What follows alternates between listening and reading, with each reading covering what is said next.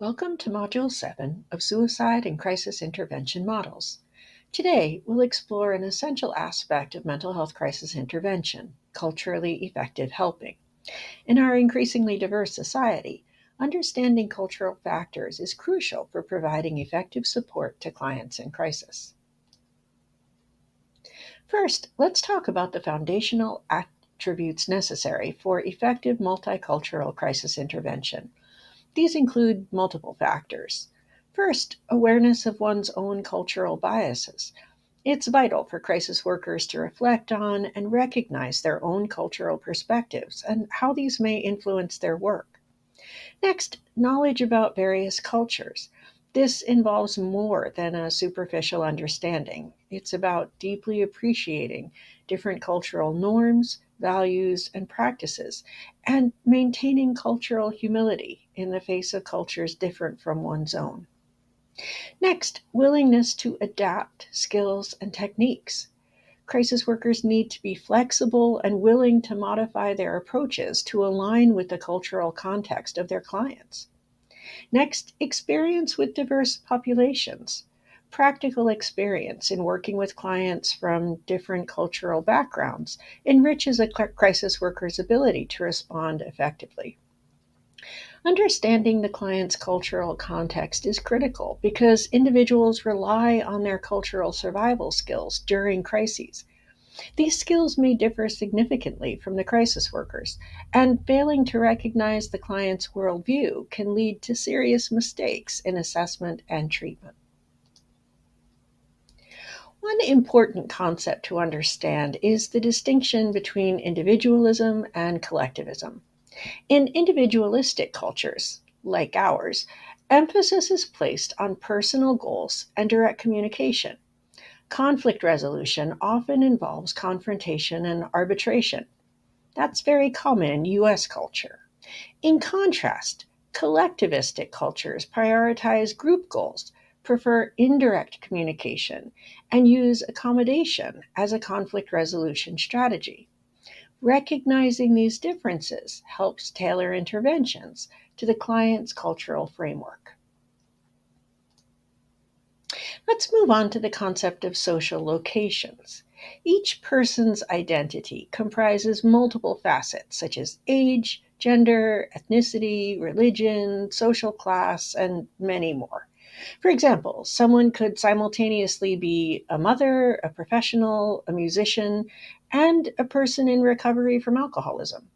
Recognizing these various identities helps crisis workers see clients as whole people rather than through a single lens.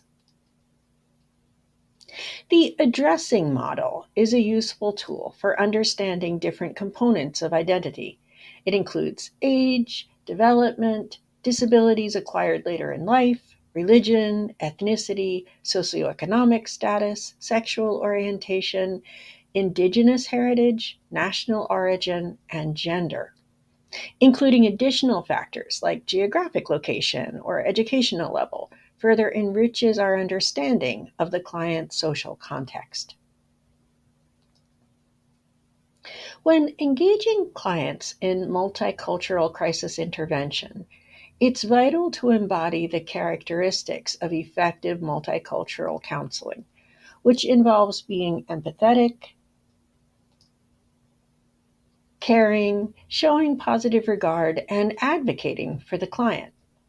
Additionally, client counselors should hold the genuine belief that despite their cultural differences, people share more similarities than differences overall. Effective strategies in multicultural crisis intervention involve many do's and don'ts. For example, clients should examine and understand the client's worldview. They should use alternative roles that appeal to the client. They should assist clients in utilizing culturally indigenous support systems. And they should definitely take time to triage the situation and, if possible, normalize the client's reaction to the traumatic event. Similarly, counselors should avoid imposing their personal values or viewpoints onto the client. They should avoid stereotyping the client's behaviors or their culture. They should avoid forcing counseling approaches on the client that are not dynamic and integral. Finally, they should avoid interfering with cultural mores that are ingrained in and relevant to the client.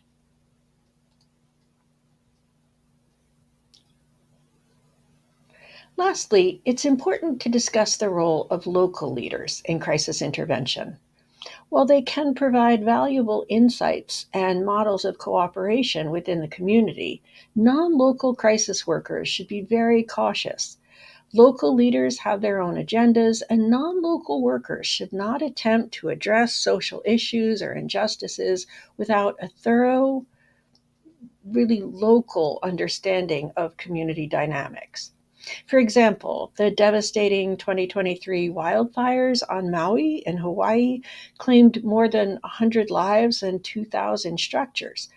Although mainland crisis interventionists flocked to Maui, they were criticized in the aftermath for their ignorance about local culture and customs. They were thought overall to have done more harm than good. We can see from that example that local consultation is absolutely essential, as local leaders possess invaluable knowledge of the community's needs and dynamics. This can guide effective crisis intervention efforts. In conclusion, culturally effective helping in crisis intervention requires a deep understanding of both the client's and the crisis worker's cultural contexts, a flexible approach, and a genuine empathetic connection with the client. By recognizing and respecting these cultural factors, we can provide more effective and compassionate support to those in crisis.